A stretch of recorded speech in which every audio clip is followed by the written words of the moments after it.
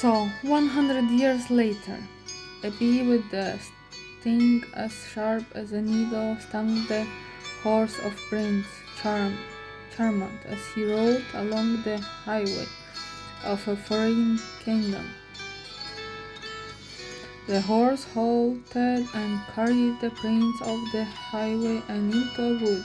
He thought he saw among the treetops the gleam of sun shining on the distant window, and tried to ride towards the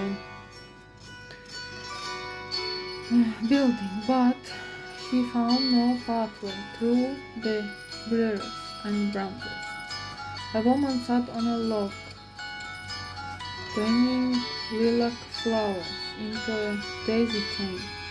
"What building is that?" he asked her. "A castle.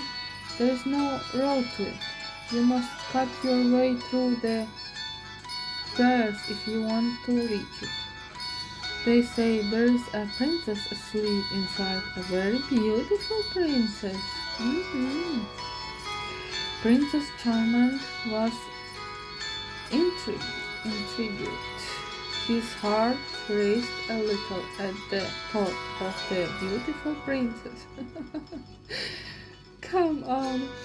He drew his sword and struck at the thorny bram. But either his sword was sharper than he knew, or the bramble died at that very moment, for it dropped to the ground at his feet with dirt and brown. "Did you see that?" he said, turning back to the woman. But she had gone. There was no sign of her anywhere. Suspicious. On and on, backing and slicing at the dense undergrowth, Prince Charmant forged a path towards the castle. He could see it more clearly now. A turret, a dome. It was hard work, but not so hard as he had expected,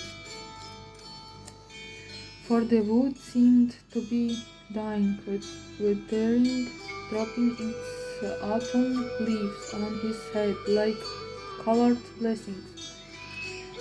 At last, scratched and panting, he stood on the glazed steps, listening to a soft, purring sound, like 1,000 sentient cats coming from inside. He put his ear to the lock. It could not be. Yes, it was. It was snoring. The guards in the inner courtyard stood about back to back, snoring as sound asleep. 100 years, come on.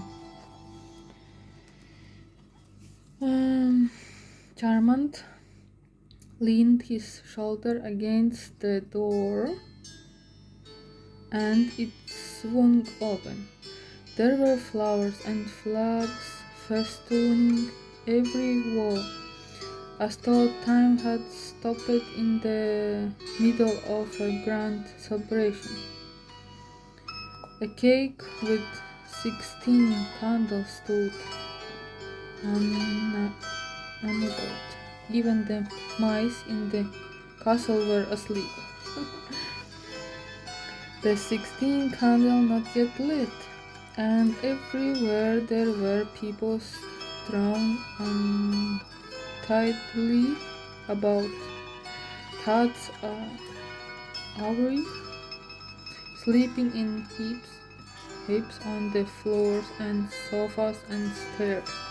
Charmant climbed over them. A curious sensation